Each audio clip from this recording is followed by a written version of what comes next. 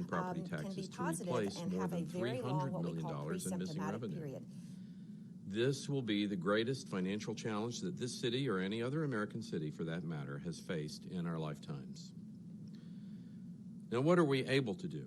We're able to keep education stable, to keep public safety and health stable, and to avoid layoffs of employees, to replenish our missing cash reserves, and to have the city ready to get back to business as soon as possible. Deep cuts to service and mass layoffs would set the city back for years, and that's not what is best at this time. Now, what are we not able to do? We're not able to pay our employees more. Steps, longevity, open range, or adding funding for neighborhood investments. In a time when so many have lost their jobs, we can't increase pay to our employees, unfortunately. We can't spend the money on capital projects right now that we would like to. And how do we get to a balanced budget? Slow down, cut back, trim, slice, and save. In part by cutting everything discretionary by 50%. Arts grants, job grants, nonprofits that can't qualify for the Federal CARES Act. The Barnes Fund already took a cut and will be left at $10 million. If you on the council identify anything that is truly discretionary and has not been cut by 50%, let us know, and we will prioritize that. Any less effort is unfair to our property taxpayers. And if you on the council are not willing to raise property tax rates substantially, let us know, and we will have to begin mass layoffs. There is no other way. We will end the quarter with an almost zero cash balance, and we have to have a cash reserve to withstand another shock. Our cash reserves must get back to what the law and policy requires to be a resilient city.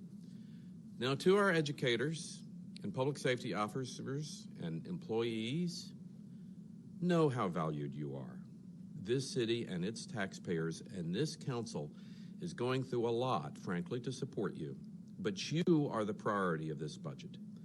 And I predict that thousands of other cities will not be so determined. We look forward to getting our city into another era, an era of improvements, and not just struggling so to achieve continuity, of just trying to hold things together. Now, the slideshow that we're going to go on to will go over the math of how deep the hole is that we are in and how we can get out. It is complex. And as we go through the complexities, know the work that the Finance Department has had to put in during this last 30 days to get us a state of balance and of resiliency. So for those of you that have the slideshow, and for everybody looking at home, let's begin. Now, the first slide is our goal, stability amid crisis, and it is a difficult time, but our frontline employees are putting themselves at risk every day to deliver essential services, and we need to support them. But a lot of cities are going to have layoffs, which we in Nashville are going to try our best to avoid. Now, the second slide begins to get into some of the work ahead. We need a response, and we need to show that we can respond. Now, we had difficulties beginning with this. We have $70 million worth of non-recurring and reserve depletion that we had to replace. But this disaster quarter, and we'll get into this in a moment, will leave Metro with a fund balance of only $12 million at the end, not enough for a city our size. However, we're projected to lose $470 million in revenue over a 16-month time frame. Next year's net revenue loss of $216 million alone would be devastating to many cities. Now, management actions are going to produce over $234 million in savings, reductions, and deferrals. Now, this budget will include a property tax increase of $1 to cover a $332 million shortfall.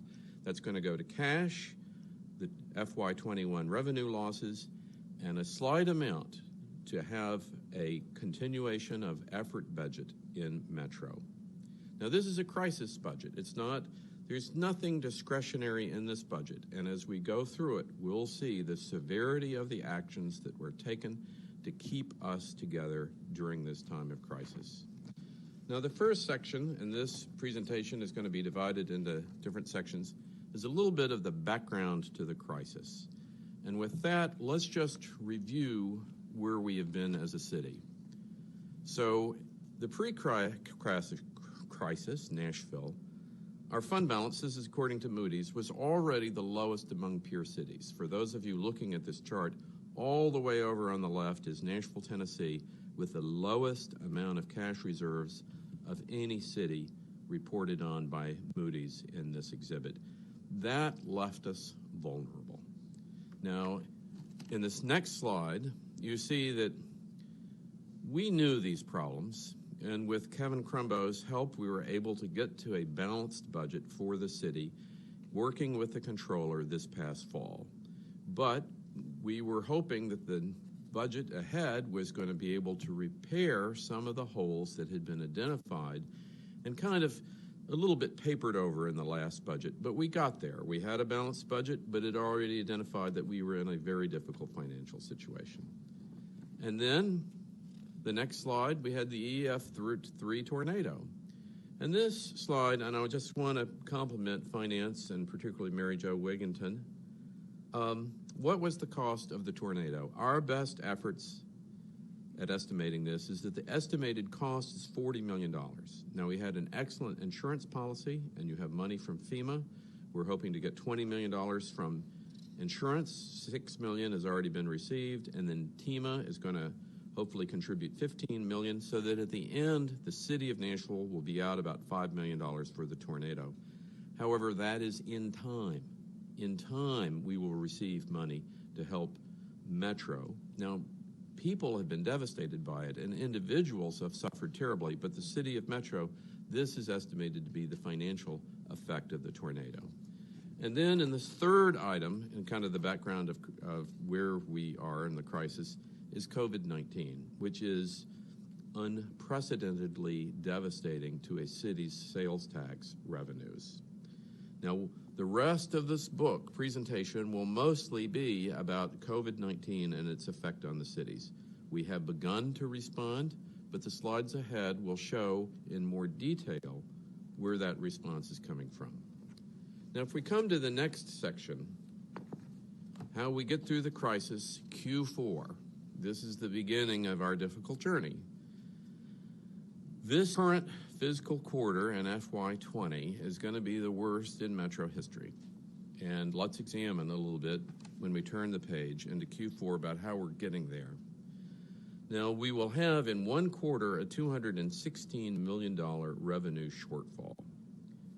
That is a lot. That's happening right now.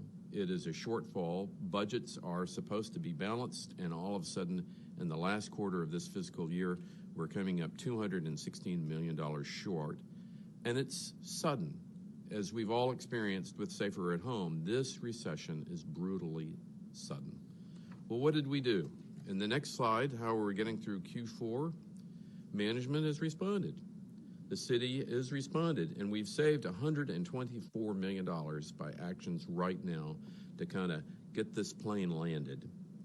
So you start out with $216 million worth of missing revenue, and you have a management city response aided by the council and our finance department. We're saving $124 million, but we cannot save the whole $260 million. What happens? And the next slide will tell you our hit to cash is $92 million. To get us through this quarter, we've had to use our cash account, our savings account, to $92 million. That's going to leave us with only $12 million by the end of the quarter. Now, $12 million for a city of this size is essentially nothing. And also, we don't know what's ahead. So I think you have to assume that it's essentially leaving us with a zero cash balance. But if you go through the columns, revenues and their effect, then column 2, operating expenses, $124 million worth of reductions and savings that the city administration has put together to lower the effect of this quarter, you're still out $92 million. Which, again, we already had a cash level, if you remember the early slide, which was the smallest of any major city, and here we've lost our remaining cash balance in this quarter. It's leaving us with very few options. So if we go to the next section, which is called the revenue crisis, let's go back to the big picture of the problem that's ahead of us, the overarching problem of getting us through safely to the other side. And that, with this slide, we'll begin to slow down a little bit and take our time. With only $12 million in reserves, Metro revenues will be off $472 million between Q4 and FY21. That's almost exactly our entire sales tax collections on a city that has become somewhat dependent on sales tax collections, and sales taxes represent about a third of our tax base. But that's the number that I know people have been asking and finance has been calculating, that we currently think that COVID is going to cost us, and that's $472 million. Again, we identified the tornado impact, and some of that tornado does affect Metro revenues. It's not all just the $40 million in cost, but the dominant effect here is on COVID. And if we turn the page, the $472 million challenge is not the only extent of kind of the funding challenge for Metro. If you remember, we still had $70 million left over from the previous year. That's a series of non-recurring revenue that was booked as recurring revenue, and then a series of kind of taking from operating reserves one-time money that we pretended was recurring money. All of that in the end has to be paid back, and that ends up being about $70 million. So between the $70 million and the stratospheric loss of $472 million from the quarter and the fiscal year, you're really ending up looking for $540 million in revenue to get us back to a completely balanced budget. Wow, that is the revenue crisis.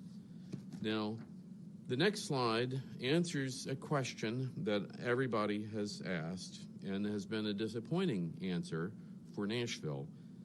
There is no cavalry coming to the rescue. The federal funding that is available to Nashville, either directly or through the state, are subject to 3 rules. Has to be spent this year and in a COVID response, but it cannot replace anything that has been in your budget. Cannot replace anything that's on your budget, which in the end means that the federal government, wanting to be helpful, still put everything on too high a shelf, and we're not able to reach it. There will be some COVID help to the budget, but not fundamental help in a city that, frankly, is having to figure out how to pay for about $500 million worth of need.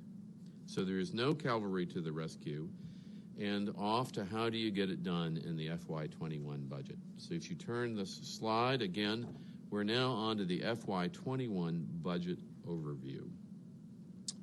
Wow, the most difficult budget in Metro history. FY20 was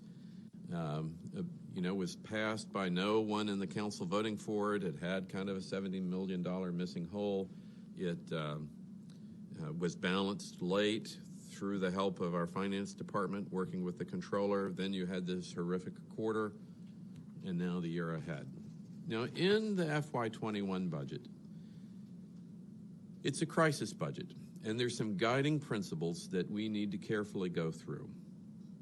Its emergency response is our highest priority.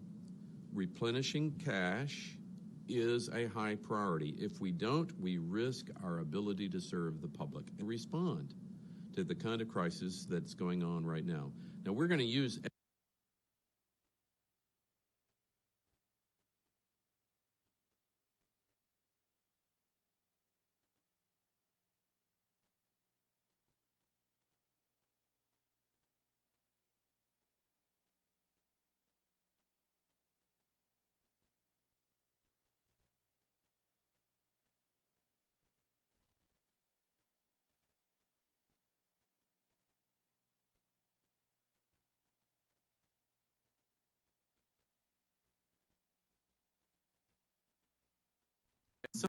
some cases, we're going to be able to have a federal CARES Act funding for things that can be a COVID response. And she is helping steward us through getting the most use of those resources. and to supplement our budget and to cover costs that can legitimately be classified as a COVID response. It's very valuable. It's not going to make up for hundreds of millions of dollars, but it will be valuable, and I'm grateful to her efforts in making this happen for the city. Now, what happens specifically in FY21 in terms of lost revenues? This is a $280 million total loss to the city and its revenues. But now we are working the problem, and we've been working the problem of how to reduce the $280 million worth of lost revenues, and we are doing it by $64 million of increased revenues. This is part of the management response to working the problem to lessen the blow to taxpayers in helping to have us have a balanced budget. This $64 million, each item is itemized on the table to the right. Now, the 280, we're grateful, becomes 216, but 216 is still a huge amount of revenue to figure out how to replace. Now, we also, as we identified earlier in Q4, we have almost no cash balance.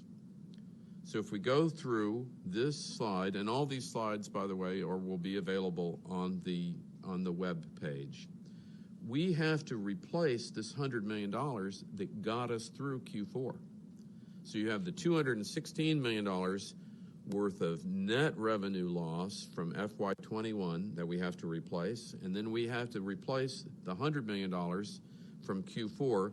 The $100 million, let me be precise, does add by 5 and really by 8, a slight adjustment. There's $3 more million going back into the Metro Public Schools fund to get closer to a 5% policy and to move that up with just a little bit more headroom, and then to establish a $5 million rainy day fund. The rainy day fund would have an effect, is the same size as our net out of pocket for the tornado. So having it be that kind of size of rainy day fund seems completely prudent.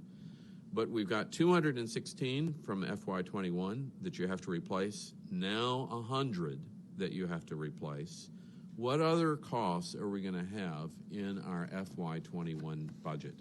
And that comes to the next page, which is this budget will cost, at a continuity of needs effort, is $16 million. Now, the $16 million, we're going to spend in a whole other section of the slideshow to show where the $16 million comes from. But ultimately, remember these three components: the $216 million to get us through FY21 of the missing revenue, net of a lot of increased revenue that we found for the problem. $100 million of cash replenishment, because we have to have a cash balance going forward, and now $16 million to have a continuity of effort budget in FY21. Those three numbers add together, if you come to the next page, this is the COVID hole. This is $322 million, and it's comprised of the first column of the missing $216 million in FY21 revenue, the $100 million in the middle column that you're going to need to replenish your cash to have a resilient city to face the challenges going ahead, and we're going to need $16 million to get us through FY21 in a continuity of needs budget. That's adding to $332 million. If you wanted to say how much did COVID cost the city, this would be a relatively accurate number with all the other management adjustments taken aside, all the other things that finance and the operating officer of the city is going through to reduce the financial effect on the city that in the end, because we have to have a balanced budget, the taxpayers are going to have to be putting up. Now, on the next page is a chilling slide. How much worse can it be? So if there are different scenarios for COVID, and we're still under a safer at home order, and we're hoping every day that we can move into a phased rollout and a restart of our economy, here's the answer to the question of, can it be worse, and if so, how much worse? And from what is proposed in this budget, How bad can it be? And you see slower than expected recovery period. That could be between $20 and $40 million of additional effect. And say there was a late fall secondary spike in COVID. That could be as much as an additional $110 million. This is why restoring the $100 million worth of cash balance that we used to get us through this current quarter is absolutely essential. This is how we're going to be resilient, is have the ability to withstand another shock of significant severity. Now, if we had a shock that is greater than that for some reason, then frankly, the budget that we're putting forward would be in jeopardy, and we would have to resort to brutal things such as layoffs. But we're trying to navigate in a continuity of effort way, a path where that's not required, where we are a resilient city, and we're ready for when we restart the economy to be back to work, to have the level of city services that we need to have, to be the city that responds the quickest and the best to the other side of COVID. But this chilling slide shows that as all of our calculations can be put under a remarkable stress due to just the course of events. And again, it's hard to raise taxes on people where a lot of that use goes back to cash. But this is why you have to have the cash available in order to respond. Now, the next section that we come through is how we get through the crisis budget. This is the hard choices that get us to FY21. Really, if you're footing this to the back of the presentation, this is where does the $16 million in net operating costs come from. We explored in the Q4 discussion why the $100 million is necessary. That cash is what got us through the quarter, and it has to be replaced. We've explored with the revenue crisis the missing revenue in FY21, which is net $216 million after a pretty robust management response to increase revenues and to decrease costs. But let's unbundle for a moment the $16 million choice that's in the FY21 budget. And that's comprised of really 4 numbers, and we'll go through this one number at a time. The continuity of service needs for the FY21 budget actually is $57 million more. There are a lot of things, such as a water rate increase. There's some continuity of service. There are contracts that have to be honored. You can't just go to zero to run a government. You have contracts and obligations that you're going to have to honor. You can cut them way back, and we have, but that number of just glide path for the government, even in this minimum way, is $57 million. Now, in the next page, there's part of the non-discretionary aspect of spending in government, which I want to spend a little bit of time on, which is that there will still need to be an additional $6 million in debt service. Now, frankly, this budget is postponing the big number by slowing our capital spending down.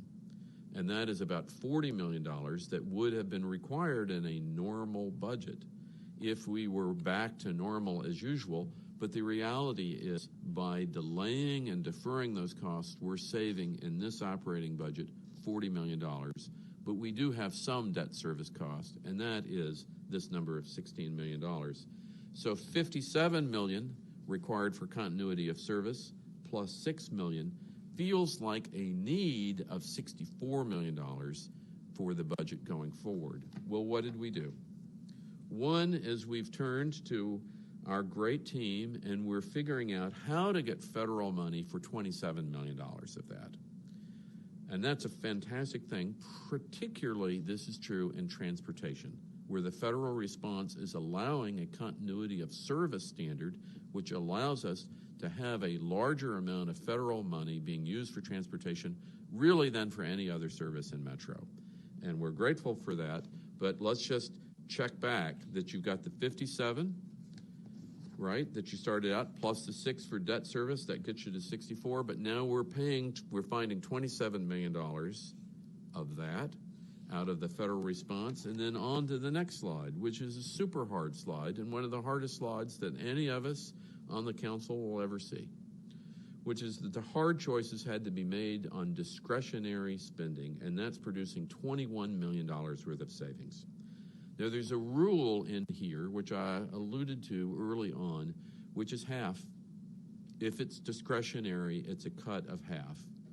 And this is affecting things that no one ever wanted or felt probably would be cut in half. These economic development grants, the $500 job grants to companies, reduced by half.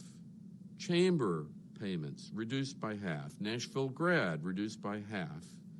Now, there is the elimination, sadly, of the Community Education Commission, but I hope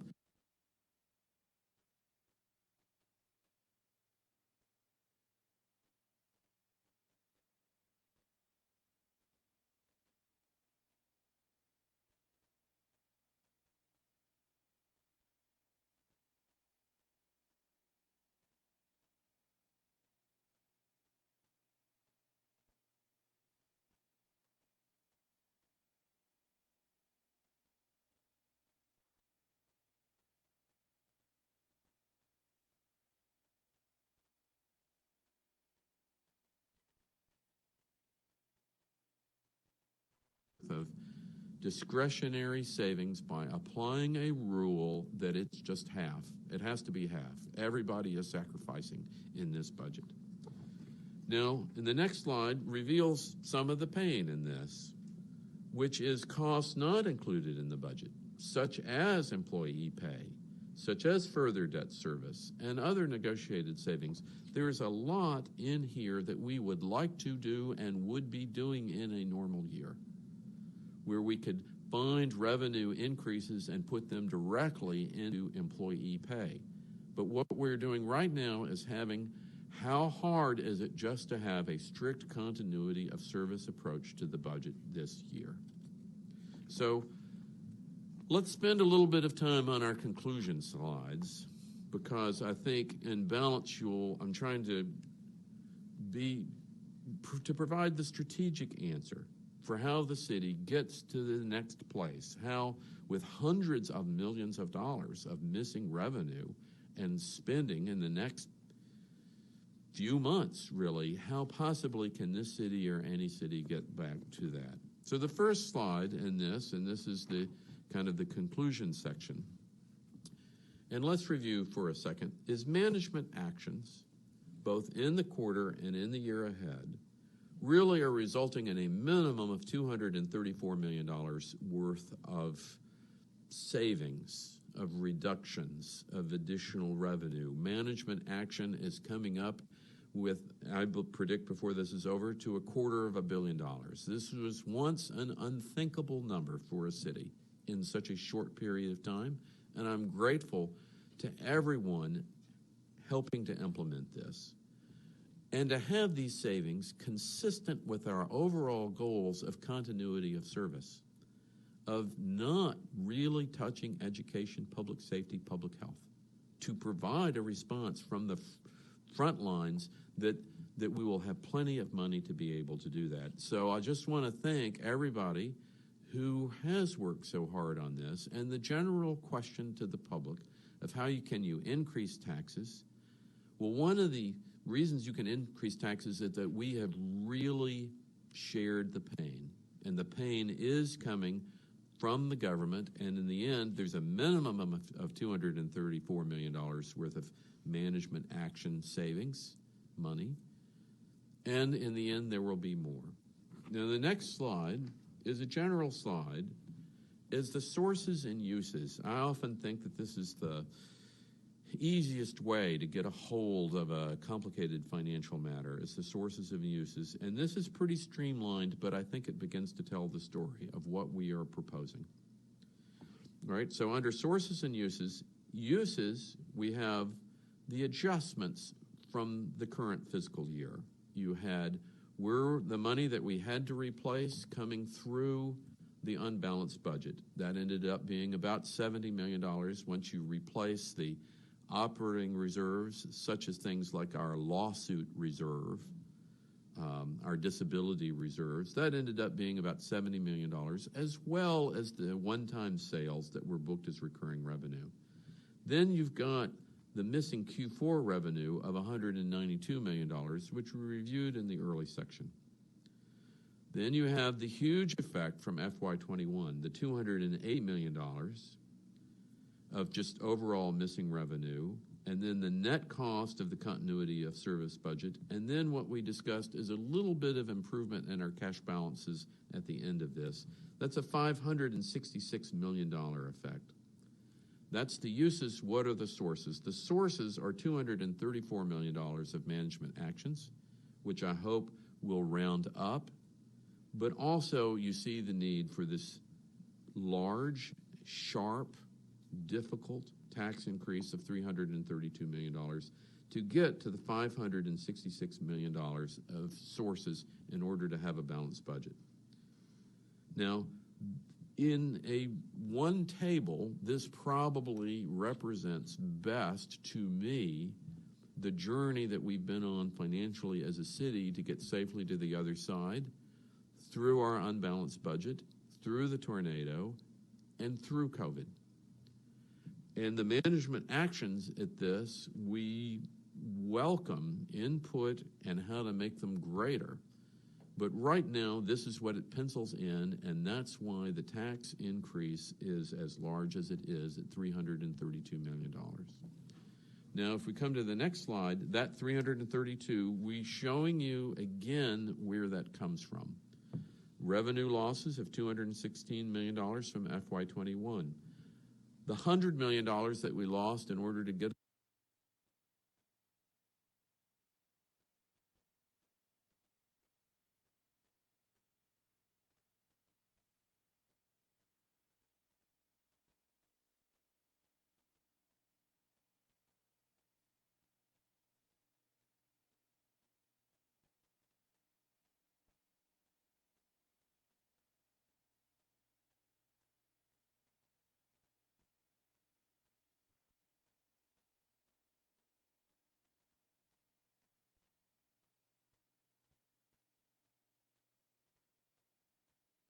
property tax in order to fund community priorities. And it is devastating to have the property tax go back to get us through the COVID crisis. But that is noble work.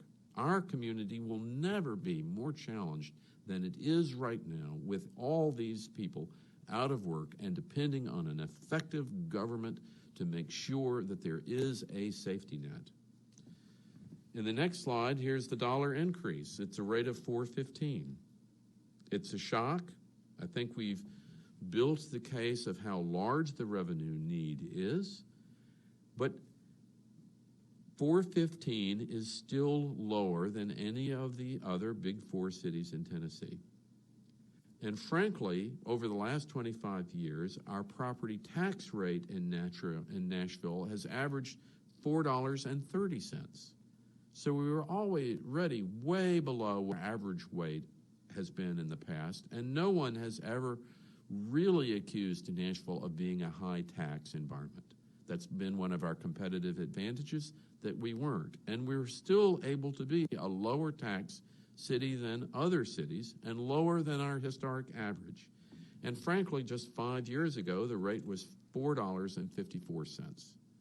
So having it at $4.15, where 5 years ago it was at $4.54, that's still a decrease from where we had been previously. It's an enormous increase, but it is absolutely necessary to get us through this COVID moment. And all of us in the council are waiting to where we can get beyond COVID to build a city of improvements and an era of improvements as opposed to simply responding. Now, in the last budget, and I'm grateful to Kevin and his expert team being here, the technical matter is that our budget will be filed at $4,447,489,500. And it will be balanced because we have to have a balanced budget. We cannot print money. We cannot borrow money. And frankly, with Kevin's help and direction, we're not using slightly dodgy budget techniques in any of this going forward. We're not raiding funds. We're not sliding expenses. With the exception maybe that the debt service payment we've pushed that out a year, but we were doing that because, frankly, we're slowing capital spending down, and we're allowed to do it. And don't pay that bill until it becomes due, frankly. But in another era, all of us are going to welcome having these basic budget reforms so that this city does not get back into kind of the pre-crisis status that we were in, of kind of living off of budget practices in order to have insufficient revenues and kind of gaming the revenue number. This budget does not use fund balance in any way to balance itself. That's the first time since 2013 that that's true. That's a big statement. This budget does not use any fund balance. Now, in part, we have no funds to use for that, but that's part of the reason of how Metro got into the little bit of trouble that it did in the past, and it ends up learning, responding, being resilient, and having a plan. Now, this is a complicated analysis. I urge everyone to go back through it and look at the biggest components of this presentation. One is the Q4 loss. How big is it and how we paid for it? We paid for it by a lot of management action, but frankly, that's too big. You can't pay for it just with management action. It had to be using our thin cash balance down to the point where it concerns me every day where it is. The second part of this is the overall revenue crisis, the overall revenue picture. It's Q4. It's the residual FY20 needs to be funding. It's Q4, which is the $100 million of missing cash, and then FY21 of working the problem but still needing $216 million to get you through that. What are our values here? Our values are to serve our employees. We are disappointed and sad that they are not having step increases or longevity pay raises or open range. Of course, we would like them to be paid better, and coming into this, we're hoping that there can be hazard pay from them, basically funded by the federal government. But keeping our new spending needs in continuity of service in the environment of a dollar tax increase as thin as possible, I believe, is our obligation. And this is a shared pain budget, and it does do about 3 budgets in one, and I am grateful to Finance for their incredible job in pulling this together and showing everybody that lives in Davidson County that we can do it. We can make the hard choices. We can get this balanced, and we can move ahead with a platform that is ready to have a great city going forward. And nothing is going to be more exciting to me or to the people on the council to get to that day where we can go back to building sidewalks and police precincts and have body cameras and have a better layer of pay and to have our teachers be the best paid in the state of Tennessee. But today, what's required is to getting us through the current crisis. With that, I want to thank you, and I appreciate having this conversation with the council. And for all of you at home who are listening into this conversation, I appreciate your help in getting Nashville through this crisis. And remember, please stay safer at home. It is your response that will allow us to withdraw the order and to get the economy restarted. And the moment the economy restarts, everything, including the Metro budget itself, will be considerably easier. Thank you very much. And with this, I want to turn it over to our marvelous Finance Director, Kevin Crumbo.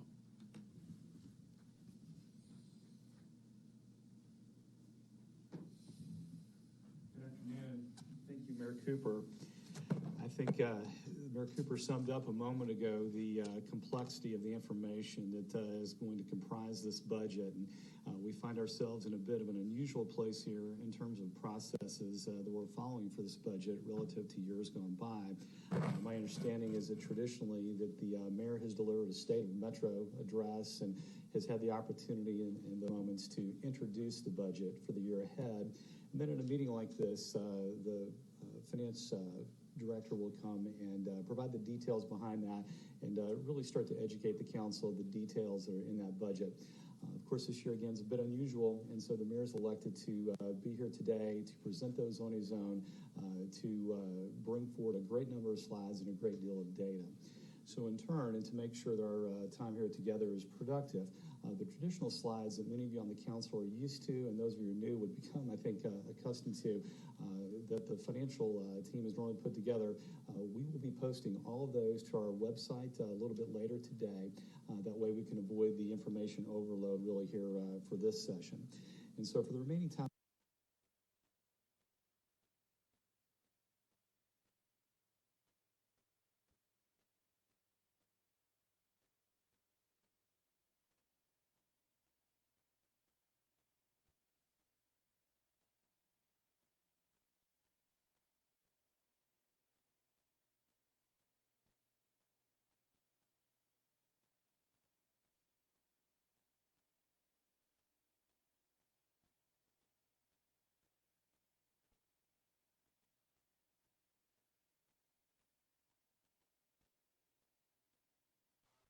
I think there may be a little bit of time left for questions.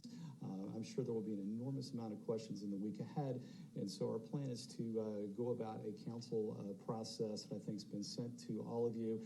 Budget and Finance Chair Mendez has laid out quite a healthy calendar there, so there'll be lots of time in the weeks ahead to work through the many details that Mayor Cooper has talked about.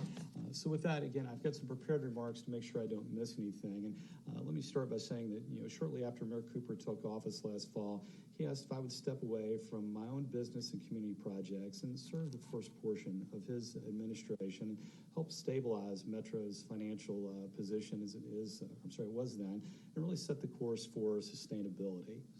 And among his near-term goals at that point were resolving a multitude of conflicts with the State Comptroller's office and taking steps to maintain an investment-grade rating for our sizable bond debt. A lower rating could be troublesome since it could reduce access to capital markets and over the long term increase our interest rates before Metro can really find ways to increase cash and fund balances on its own. As Mayor Cooper mentioned, those balances have thinned over the last few years as Metro has invested in its operations and invested in capital projects to meet the needs of our growing community. And unfortunately, though, Metro to this point has not raised enough revenue to pay for all those investments over that same period of time and to cover the cash needs that we have out of our general fund and our school funds and so forth that Mayor Cooper described. We've actually had to borrow from other funds of the Metro government so that we actually don't run out of cash in those funds. And we'll be talking a lot more about those details in the weeks ahead. I know it's very confusing when we talk about cash balances versus fund balances and the many fund balances that really make up the Metro government. So I'll be back to you, the council, to get into more of those details weeks ahead. So what's really happened? We've been very fortunate. We've enjoyed some good success up to this point. And what I mean by that is that we were first successful in resolving conflicts with the Comptroller's office. The council will recall that Comptroller Wilson addressed you in November, and simply put, he warned that Metro's financial position was not stable then. He had not and would not approve Metro's prevailing budget and warned of some dire consequences if Metro did not take corrective actions. I'm delighted to report today that in the midst of all the conditions that Mayor Cooper described, that corrective action plan has been completed, and we are now in good standing with the Comptroller's office.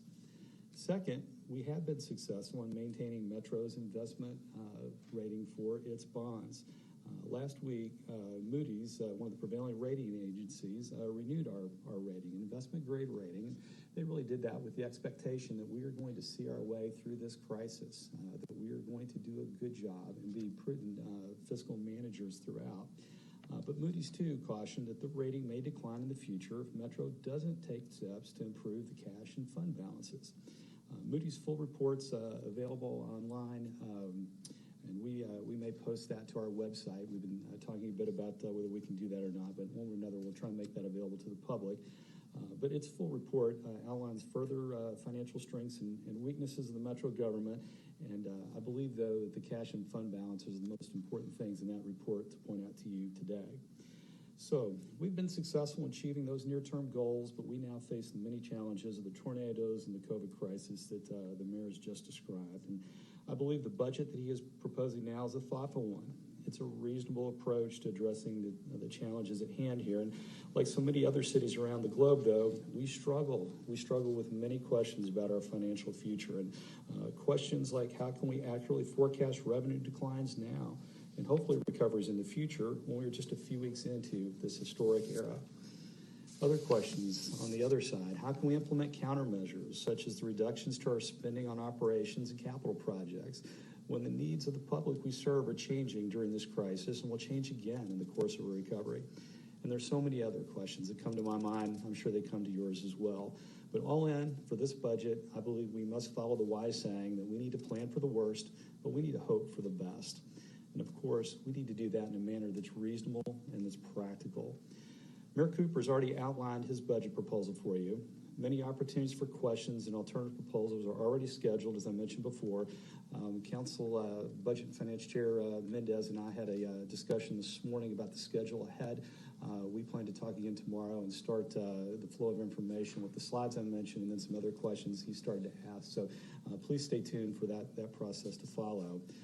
For today, though, Mayor Cooper has asked me to add to his comments a few of the primary guidelines that we must be mindful if we expect the course for sustainability that I mentioned earlier to come as we get to the other side of this crisis. So first guideline, the budget needs to be balanced by June 30th. This is the date designated in our Metro Charter, and it is the date the Comptroller's office is urging local governments to adhere to. The Comptroller would like to receive that budget by mid-June, so those of you that heard me talk about the budget process previously will hear me urging through it that even though we have to June 30, that if we can get that done mid-June and give the Comptroller ample time to review that we can have a better outcome with that review process, and we were able to achieve last year in the prior administration. So more to follow about that timing. But as a general theme, the Comptroller's Office is encouraging local governments to make their best estimates of revenues, make their best countermeasures, and use what is known today about the ultimate impact of the COVID crisis and implement those countermeasures and then closely monitor your actual results in the next few months. And they note the budgets can be amended later in the year if our actual results turn out better or worse than we're predicting really at this time with the information in our hands. So June 30th is the target, but hopefully we'll be able to get something done before that. The second guideline, the budget should be structurally balanced. And the simple meaning of that is the recurring revenues are sufficient to meet the recurring obligations, including our debt service. Third guideline, the budget should include a maintenance effort for our metro schools as required by state law. This is a complex topic, and simply put, it requires that local governments like ours establish budgets each year for schools that equal or exceed the year before.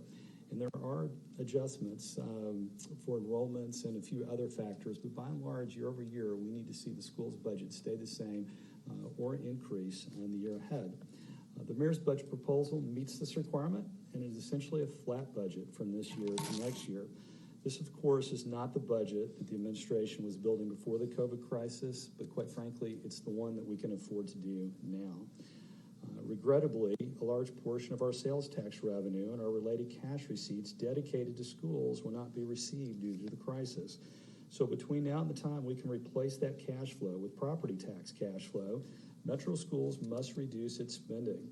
Dr. Battle and her team have already begun to do so, and they will be sharing the details with the school board in due course. So I'll be careful here today not to jump in front of them, but we are truly grateful for their tremendous collaboration. They've been marvelous partners to work with these last few weeks as we think through their worst-case scenario. And a lot will be built into that, including what needs to be happened today for the events that have already happened, as well as planning for what happens if COVID and other events may return in the future. And I don't envy the many challenges they have as they think about our school children and the many folks who work in schools to educate them. So we're very thankful for their cooperation in helping us through this tough time. Fourth budget guideline. guideline, we need to establish those balances in keeping with Metro's financial policies, or at least be on a clear path to do so, even during this crisis. And Mayor Cooper did a nice job of explaining the logic behind that. But in general, a portion of our policies are to maintain a 5% minimum in our general fund and our school funds. The mayor's budget reaches that minimum for the general fund, and it's just a little under for the Metro schools. However, the Metro schools is expecting to receive millions in relief monies that will hopefully make its overall position similar to the general fund in a short period of time. And so significant details about that relief funding have not been released by the other governments yet. So we'll be keeping a close eye on those and continue to work with Dr. Battle and her team as we learn more about that. There are strong arguments for increasing the fund balances well beyond what Mayor Cooper has described.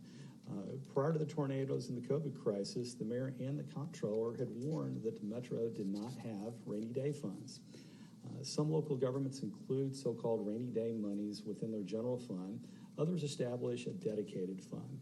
And essentially, Metro has had neither of those in recent years and has relied on its ability to borrow across its many other funds to operate normally, as well as through this crisis. That's how we're able to come up with the cash that it takes to run each day, even though our cash balances run so thin on the general fund and the school fund and so forth that Mayor Cooper described earlier. And so we've got to replenish those, and what we are planning to do is establish those fund balances as well as an additional dedicated fund to rainy days. $5 million. That $5 million, I believe, is a step in the right direction.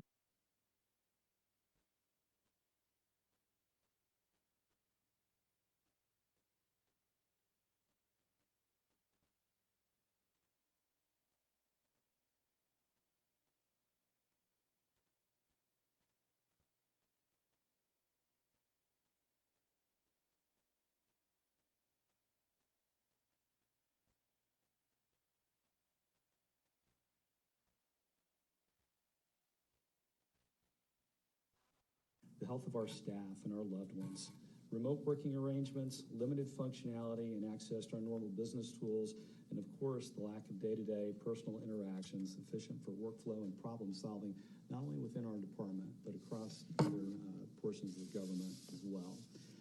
I'm joined here today in person by two veterans of Metro Finance, and the strength of this budget would not be possible without their knowledge and experience. And first, I'd like to recognize our current budget director, Kim McDonald, whose hard-driving, no-excuses leadership style has inspired us every day and, quite frankly, every night for the last few weeks. And our incoming budget director, Tom Edelman, who has been a longtime Metro treasurer and whose steady hands through this crisis have improved the short-term positions of our debt and successfully placed our recent water and sewer bonds in the marketplace when others seem to be fleeing it. I'm also joined here today by newly appointed Finance Deputy Director Mary Jo Wiggins. Mayor Cooper referenced her earlier. She is well known to this community for her leadership of the Red Cross and United Way, and her experience has been just a key success factor in attaining our federal and state relief funds so far. She's now working with several departments and organizations connected to Metro to deploy those funds, and just as soon as guidelines are clarified, we'll start trying to get those deployed as quickly as possible. And finally, partnering with our finance team throughout this budget process has been our Chief Operating Officer, Kristen Wilson. She brings tremendous experience and expertise to Nashville from a similar role in Atlanta, and as we've tackled these many difficult issues together, I've just marveled at her thoughtfulness at every turn. Nashville is fortunate to have stolen her from Atlanta. This team is working on a highly compressed schedule. As you know, budgets are inherently relying on complex computations, assumptions, and estimates, and we realize the difficulties we have faced in preparing this budget in such a short period increase the possibility of errors along the way. Should you spot any of those in the ordinance that we filed today, the slides that we're about ready to post, and so forth, those come with our apologies. We hope you will quickly point them out to us, and that way we can make any corrections as soon as possible. And likewise, it is our intention to be transparent in our analysis and budgeting, and we hope you will let us know of any topic where we have fallen short on this, and bear with us, and we will try and get information with you as soon as we can.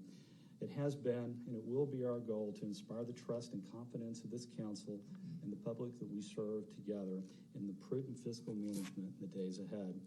Thanks for this opportunity to address you today. I look forward to deliberations with the council, providing more information to you. And with that, I'm going to invite Mary Jo Wiggins to join the podium and explain our relief funding and where we stand with that. Mary Jo? Thank you, Kevin. As you heard earlier from Mayor Cooper, Metro has received $121 million for local government COVID-19 relief. In order for those expenses to be eligible under this CARES Act grant, the expenses must be spent on the preparation for, prevention of, and response to the COVID-19 pandemic. The expenses must not be accounted for in our current FY20 budget, and the expenses must be incurred between March 1st and December 30th of this year.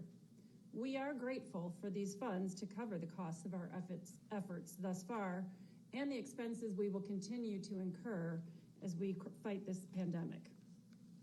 What the CARES Act fund does not do for us is replace the lost revenue that you heard Mayor Cooper refer to earlier.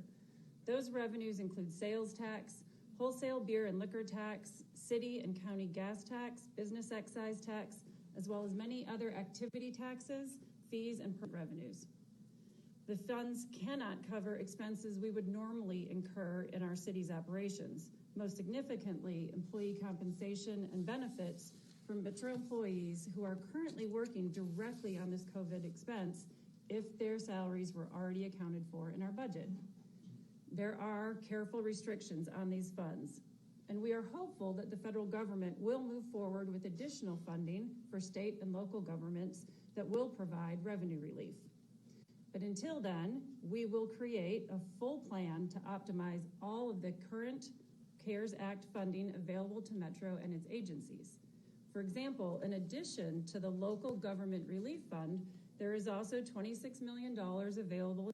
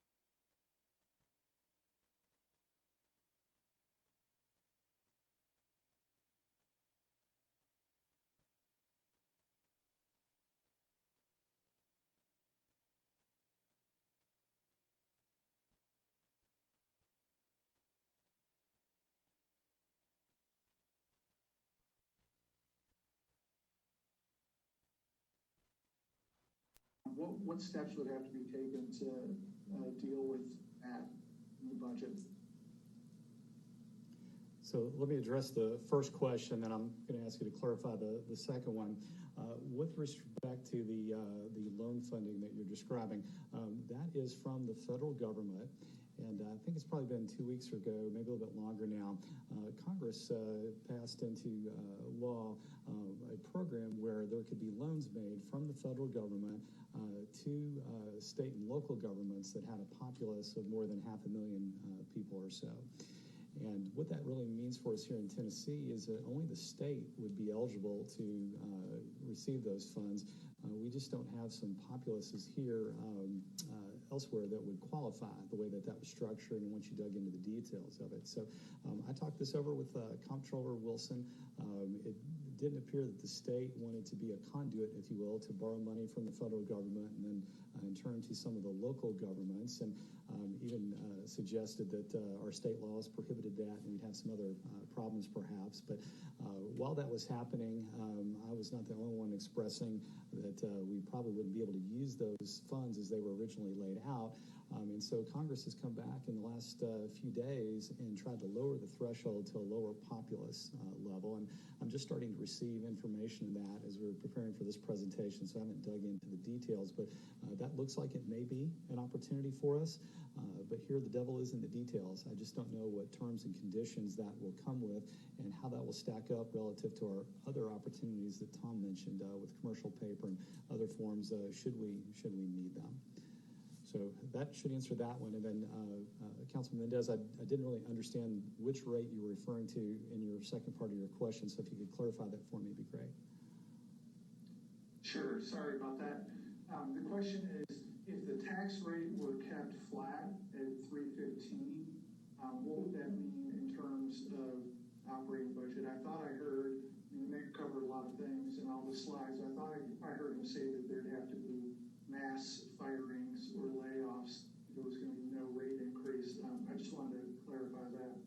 Oh, I understand. So I think what we're really talking about here is what is the alternative to doing the rate increase? And my response to that is really dollar for dollar, we would have to find the money somewhere else in our budget. So if we're unable to bring about a tax rate increase and the $300+ million are associated with that, then we need to find $300 million somewhere else in the budget.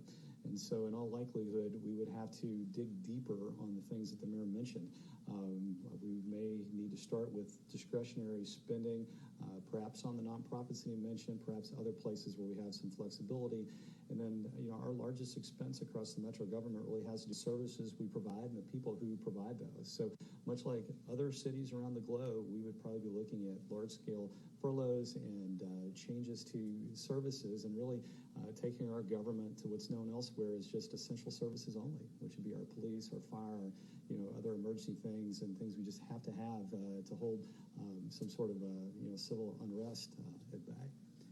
Our next question was submitted by Councilmember Aaron Evans. Councilmember Evans, if you can be sure to unmute, you are recognized. You hear me? Yes. Okay.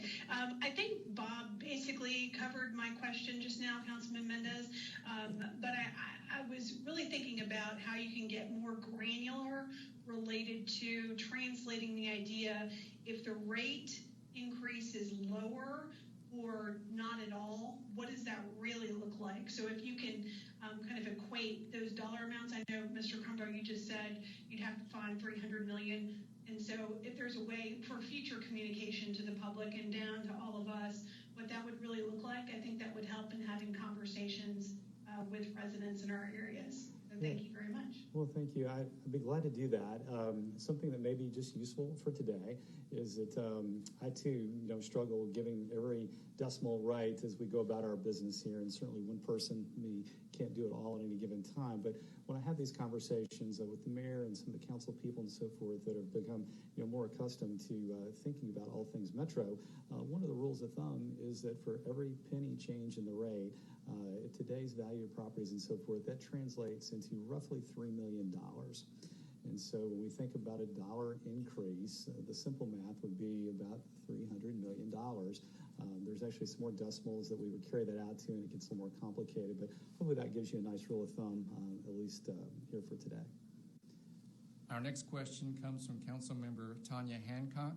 Councilmember Hancock, you have been unmuted. Great, thank you. I actually have two questions here. Can I read them both? Let's start with the first and see where we go. Okay. All right. So the first one was a question about the $40 million we spent on tornado recovery, and I was wondering why in that tornado recovery and now throughout the pandemic we're not utilizing the Tennessee National Guard. The Guard did the recovery in Putnam and Wilson counties, and we used our personnel. We were required 7 days a week for our police officers. They're already shorthanded, so we paid them even more overtime. And now the Guard is conducting the CD test statewide, but not here, and I was wondering why. Yeah, so speaking for myself, I have not been involved in those decisions about public safety, so I'm glad to make note of that question and then find that out for you and then follow up separately. Councilman? And then my other question was something you had likely been involved with, and that's the property tax rate adjustment of $1 for USD, but it did not list the adjustment for GSD. Will that also be $1, or will that be 87 cents, or are they not being adjusted? Yeah. So once we get into the details of those rates, we did file the levies just a little bit ago, and I know that those questions can get more granular than I'm actually going to have a good knowledge base of. So I'm going to invite Kim McDaniel to the podium here.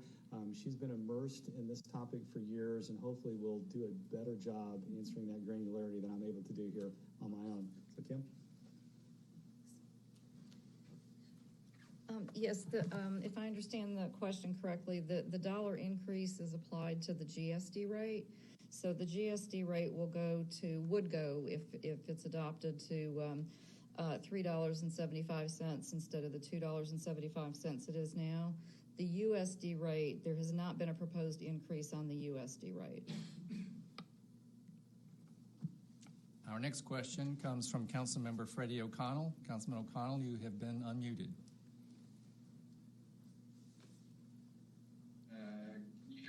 Yes.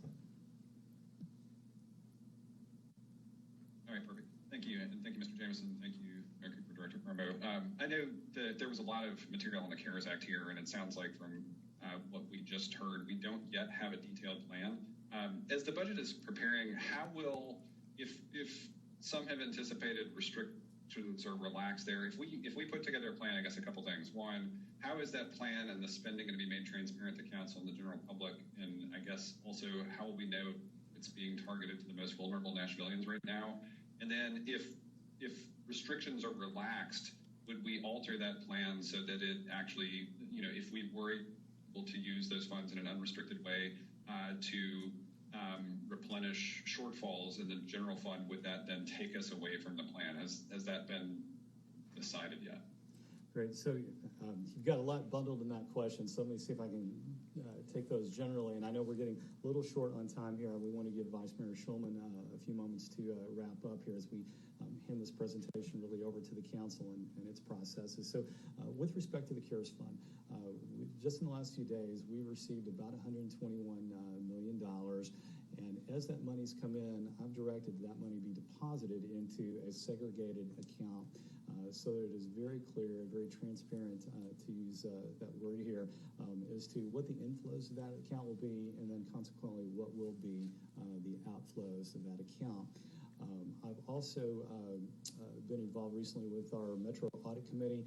We have now appointed a permanent internal auditor, Lauren Riley, and I've had some discussions already with Lauren about doing a quarterly analysis of that so that there is a public, transparent report that's how that money's coming in and where it's going. Of course, underneath all that is what I think you referred to there as the guidelines, and the details of those really, there's not many of them yet. The guidelines that have come out have helped us already to the tune of about $26 million, most of that going to transit in the manner that was described a little earlier. The remainder of that, we're seeking clarification on the guidelines. Our goal is to start to deploy that as soon as possible, but as we do that, I can guarantee you that will be a thoughtful process, one that is a collaboration with the mayor, and I'm sure resources from the council, and then from there into the community at large. It is a lot of money. Unfortunately, it does sit there for a little bit because the original guidelines actually did prohibit a few things, and particularly prohibited the replacement of lost revenues that I described. So by definition, we can't use that in the normal course of our operations. And as Mary Jo described earlier, we need to use that more specifically for things related to COVID and a few things that extend to COVID. So I can promise you that there will be accountability from the get-go on this. I do expect that this account is going to be alive and need to be managed for many years to come. It's needing to be spent, it says rather quickly, but the audit of that and how it's actually used in the future really could extend for a good number of years. So I hope that answers your question. I'm looking at my watch. I know we've just got about 5 minutes left here, so I can turn it back over to Mike for closing remarks, or to Vice Schulman, and whatever combination you think is appropriate. Thank you, Jeff. Thank you. Welcome. Thank you, Kevin. Council members, I know there were a few of you, at least 3, I believe, that had additional questions. Please rest assured that as this process continues for the next 2 months, that the finance department and the mayor's office will be available to you offline, but also during the Metro Council meetings, during discussions of the budget and finance committee meetings, and the department hearings. With that, we will turn it over to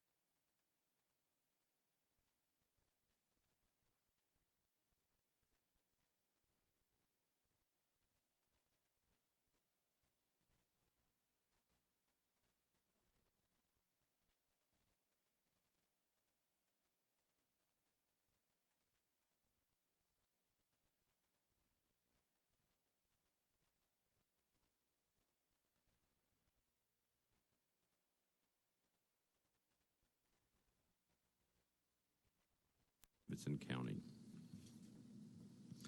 As tough as this may be and as difficult as the situation around us may be, we look forward to working with the mayor's office, the finance office, and the people of this great city as we work through this budget. One last thing. So all along during our council meetings, I have applauded the people of Nashville and Davidson County who have practiced social distancing and have taken the steps necessary to protect themselves and their families and others from COVID-19. Keep up the great work. We have a lot of work to do in terms of this. Keep up the great work. And for all the people on the front lines, the doctors, the nurses, the hospital workers, the caregivers, the pharmacists, the emergency personnel,